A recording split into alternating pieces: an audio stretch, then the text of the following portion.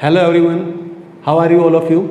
Today our topic is past continuous tense. As you know, past continuous tense are those type of tense when any activities continuously running in past time.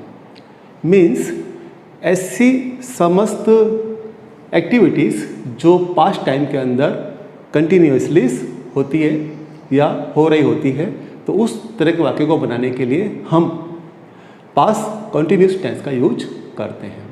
You see, it was raining last night. Means कल रात बरसात हो रही थी, या कल मैं देर रात तक पढ़ाई कर रहा था. I was reading late night. वह कल अपने गांव जा रहा था. He was going his village. वह मुझे बुला रहा था. तो इसी इन सभी वाक्यों के लास्ट में कौन सा वर्ड आ रहा है? रहा था, रही थी और रहे थे. जब किसी हिंदी वाक्य के अंत में रहा था, रही थी, रहे थे वर्ड्स आते हैं, शब्द आते हैं, तो हम उसको इंग्लिश में ट्रांसलेट करने के लिए पास्ट कंटिन्यूस टेंस का यूज करते हैं. राइट? इट्स वेरी सिंपल ना, कि ऐसे बहुत सारे कार्य होते हैं जो हम भूतकाल के अंदर लगातार कर रहे होते हैं. अगर वही कार्य हम वर्तमान समय में कर रहे हैं तो हम जो उसे प्रेजेंट कंटिन्यूस टेंस में बनाते हैं. लेकिन वही कार्य अगर हम पास्ट टेंस भूतकाल में कर रहे हैं, यानी पास्ट में कर रहे हैं, तो इसके लिए हमें पास्ट कंटिन्यूस टेंस की ज़रूरत होती है. और पहचान, जैसा कि मैंने बताया, वह कल सो रहा था, वह कल अपने दोस्त के साथ खेल रहा था, वह कल मूवी देख रहा था. तो ऐसे सारे वाक्य जिसके लास्ट में रहा था, रही थी, रहे थे वर्ड्स यूज होते हो, तो उसे हम पास्ट कंटिन्यूस टेंस के अंदर बनाते हैं. राइट? नेक्स्ट, अब इसके जो सिंबल है, there are two symbol, when and while. When means जब एंड व्हाइल मीन्स जबकि. Okay, so when and while we also use when we do two activities together. Right? For example, जब मैं उसके घर गया, तो ये सिंपल पास्ट टेंस का वाक्य हुआ. जब मैं उसके घर गया, when I went his home. Okay, तो वह पढ़ाई कर रहा था, तो he was reading book. Okay, तो इस तरह के वाक्य जो होते हैं कि जब हम दो एक्टिविटीज़ को एक साथ यूज में लेते हैं, तो हमें वहाँ पर when की ज़रूरत पड़ती है. यहाँ when का मतलब कब नहीं है, यहाँ when का मतलब जब है. इसी प्रकार से नेक्स्ट जो while है, जब हम दो एक्टिविटीज़ टुगेदर्स करते हैं. आई was reading book while my brother was playing outside. Okay, तो जब हम दो एक्टिविटीज़ टुगेदर एक साथ करते हैं, तो उस टेंस के लिए हम पास्ट वाइल शब्द का भी यूज किया करते हैं. ओके, अब जो इस टेंस का जो स्ट्रक्चर है, जो स्ट्रक्चर हम यूज में लेते हैं, डेट से subject first of all, then was and were, then ING form and then object. तो ये जो स्ट्रक्चर है हमारा, इस स्ट्रक्चर को यूज में लेकर हम अपने जो सेंटेंसेस हैं, हम जो अपने वाक्य हैं, उसे हम कंटिन्यूसली जो एक्टिविटीज़ हो रही है उसके अंदर हम बना लेते हैं. ओके, जैसे फॉर एग्जांपल, वह कल लेट नाइट पढ़ाई कर रहा था, तो he was reading late night. वह अपने गांव जा रहा था. He was going his village. वह मुझे बुला रहा था. He was calling me. Right? लो, let's see when we should apply was and when we should apply were. तो you see, we use was when our subjects are I, he, she, it, name and singular. तो इन जो subject हैं, इन subject के साथ हम watch का use करते हैं. और व्हेन और subjects are you, we, they and plural. Okay, तो हम इन सब्जेक्ट के साथ वर का यूज किया करते हैं. तो ये अपने माइंड में भी फिट कर लें कि हमें कब वॉच का यूज करना है और कब हमें वर का यूज करना है. राइट? तो इस तरह से आप सब्जेक्ट के अकॉर्डिंग वॉज और वर्ब का यूज कर लें. और कंटिन्यूसली जो एक्टिविटीज़ होती है उसके लिए हमेशा हम कौन सी फॉर्म यूज करते हैं? आईएनजी फॉर्म यूज करते हैं, यानी वर्ब की फर्स्ट फॉर्म के साथ उसमें आईएनजी यूज कर देते हैं. जैसे going, playing, reading, writing, cooking, calling, okay, तो इस तरह से हम जो एक्टिविटीज़ कंटिन्यूसली चल रही होती है उसे हम पास्ट टेंस के अंदर बना लेते हैं। सिर्फ इस पास्ट टेंस को एक्टिविटी को बताने के लिए हमें जो दो वर्ड्स यूज करने होते हैं वो होते हैं was and were. Okay, and was कब अप्लाई करना होता है? Okay, I, he, she, it, name and singular के साथ। एंड वन वर कब अप्लाई करना होता है? You, we, they and plural subject के साथ। ओके, नाउ इस टेंस के अंदर हमें दो एक्टिविटीज़ भी एक साथ बनानी होती है। उसके घर गया, when I went my friend house. Okay, तो he was reading okay in his room. तो देखा आपने कि जब मैं मेरे दोस्त के घर गया तो क्या कर रहा था? He was reading book. तो कंटिन्यूसली वो वर्क कर रहा था।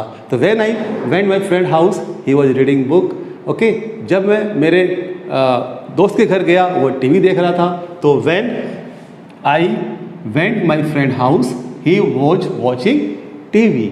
Okay, when I saw him, जब मैंने उसको देखा, he was playing in the garden. You see that दो एक्टिविटीज़, दो एक्शंस भी इस टेंस के अंदर हम यूज कर सकते हैं। एक जो सिंपल पास्ट से बिलोंग करता है और अनदर वन जो कंटिन्यूसली चल रहा होता है। जैसे वह पार्क में खेल रहा था और मैंने जब उसको देखा। ओके, तो दोनों ही सेंटेंस पास्ट से बिलोंग करते हैं। तो इस तरह के वाक्य को बनाने के लिए जो हमारा स्ट्रक्चर होगा वो क्या होगा? सबसे पहले सब्जेक्ट यूज करें, वेन यूज करें, then subject, then second form just like that, then object, and then आपका जो रनिंग जो कंटिन्यूसली जो उसकी एक्टिविटीज़ है उसके लिए ही सब्जेक्ट यूज करें और was and were according to subject, then ING form and then object. तो इस तरह से आपको जो पास्ट है, पास्ट के दोनों ही एक्टिविटीज़ के सेंटेंसेस आसानी से बन जाएंगे। ओके, जैसे एक एग्जाम्पल और देखते हैं। When I met my friend, जब मैं मेरे दोस्त से मिला, he was talking to other one, तो वो दूसरे से बात कर रहा था। ओके, तो इस तरह से बहुत सारे सिचुएशंस हमारे सामने आती है कि जब हमें दोनों ही टेंसों को ब्लेंड करना होता है, मिक्स करना होता है, तो हम इस स्ट्रक्चर से उसको आसानी के साथ कर सकते हैं। व्हेन का यूज करके, व्हेन, देन आपका सब्जेक्ट ले आइए, then second form, then object, और जो फिर कंटिन्यूसली जो आपका वर्क हो रहा होता है subject plus was were ING form and then object को अप्लाई करके आप इस तरह के वाक्य बना लें। नेक्स्ट, कभी कभी क्या होता है कि दोनों ही जो एक्टिविटीज़ होती है वो दोनों ही कंटिन्यूसली होती है। जैसे मैं पढ़ाई कर रहा था, आई वॉज रीडिंग, जबकि मेरा भाई टीवी देख रहा था। तो जबकि के लिए हम यूज करेंगे, क्या यूज करेंगे? वाइल। तो while my brother was watching TV, right. तो देखें कि जब दोनों ही एक्टिविटीज़ लगातार हो रही हो तो हम स्ट्रक्चर को यूज कर लें, subject, then was and were, then ING form, then object, और क्या लगा लें? While, then subject, then was were, then ING form, then object. Same जो स्ट्रक्चर था उसको रिपीट कर लें। ओके, इस वाइल का यूज हम वाक्य के पहले भी कर सकते हैं। While I was working my son was playing outside. तो इस वाइल का जो यूज है हमने इस सेंटेंस के पहले भी इस सेंटेंस में हमने कर लिया। वाइल आई वॉज वर्किंग, जबकि मैं काम कर रहा हूँ, माई सन वॉज प्लेइंग आउटसाइड। तो इसी कि दोनों ही कंटिन्यूसली से एक्शन हो रहे हैं, तो उसके लिए हम वाइल शब्द को यूज करके इस तरह से वाक्य को बना सकते हैं जो पास्ट कंटिन्यू से बिलोंग करते हैं। कंटिन्यूसली वर्क हो रहा है ना, तो वो किस समय हो रहा है? पास्ट टाइम में हो रहा है। तो उसके लिए हम जो सिंपल सा हमारा स्ट्रक्चर है, subject, then was were, then ING form and then object को अप्लाई करते हुए अपने सेंटेंसेस आसानी से बना लें, और उस तरह से आने वाले सभी वाक्यों को हम अपनी रीडिंग में, राइटिंग में, स्पीकिंग में यूज करें, अप्लाई करें, तो आपके सेंटेंस रॉन्ग नहीं होंगे। हमें पास्ट कंटिन्यूअस के नेगेटिव सेंटेंस को बनाना हो, नेगेटिव सेंटेंस को डेवलप करना हो, तो हमें क्या करना होगा?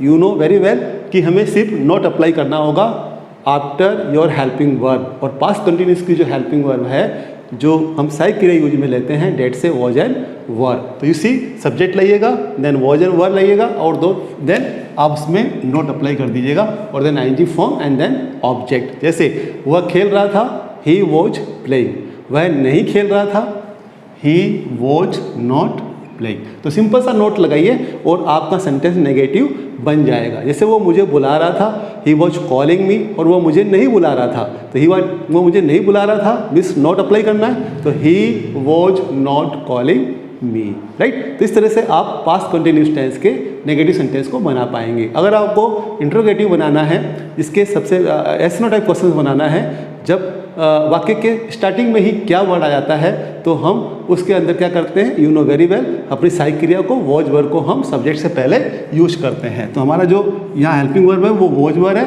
वो हमारा सब्जेक्ट से पहले आ गया। ओके, जैसे क्या आप मुझे बुला रहे थे। ओके, क्या आप मुझे बुला रहे थे, ये वाक्य बनाना हो तो आपका सब्जेक्ट क्या है, आप। तो उसके लिए आपका सब्जेक्ट है यू, और यू के पहले क्या अप्लाई करना है आपको, okay, you see were apply करना है, राइट। तो हमने क्या अप्लाई किया, वर यू कॉलिंग मी, और आईएनजी फॉर्म बुला रहे थे तो इसलिए क्या यूज किया हमने, कॉलिंग मी। क्या वह अपने गांव जा रहा था, was he going his village.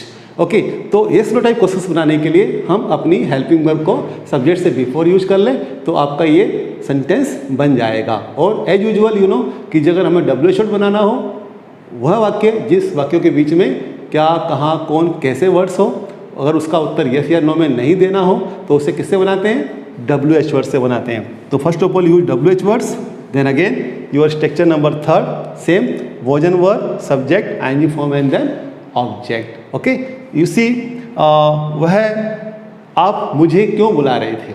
अगर ये सेंटेंस बनाने हो आपको कि आप मुझे क्यों बुला रहे थे, तो आपका क्यों का क्या वर्ड यूज हुआ, वाई। ओके, यू था इसलिए इसके पहले क्या यूज किया हमने, were. Why were you calling me. वह अपने गांव क्यों जा रहा था, why was he going his village.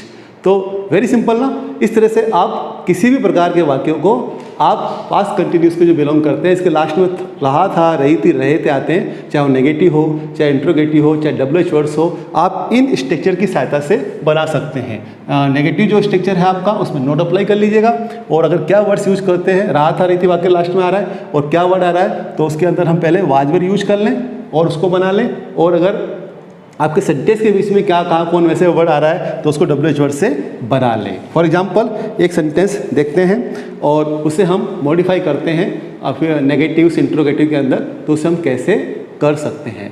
C was singing a song, वह गाना गा रही थी। Suppose your first sentence is what, she was singing a song, तो वह गाना गा रही थी। अब बनाना आपको वह गाना नहीं गा रही थी, तो she was not singing a song, right. और अगर आपको बनाना हो क्या वह गाना गा रही थी, तो आपको क्या करना होगा, आपने हेल्पिंग वर्ब को सब्जेक्ट से पहले लाना होगा, was she singing a song. तो इस तरह से आपका ये यस नो टाइप क्वेश्चंस बन गया। लेकिन अगर आपको ये बनाना हो वह गाना क्यों गा रही थी, ओके, तो क्यों वर्ड्स आपके सेंटेंस के बीच में है तो हमें बनाना होगा डब्ल्यू एच वर्ड से, why was she singing a song. So just like that, you just do practice and make many sentences, then you will be perfect and you will be expert in making sentences. Or when you will learn how to make sentences, then you should apply it very nicely during your speaking, writing and reading. For watching my more videos, please like and subscribe my channel.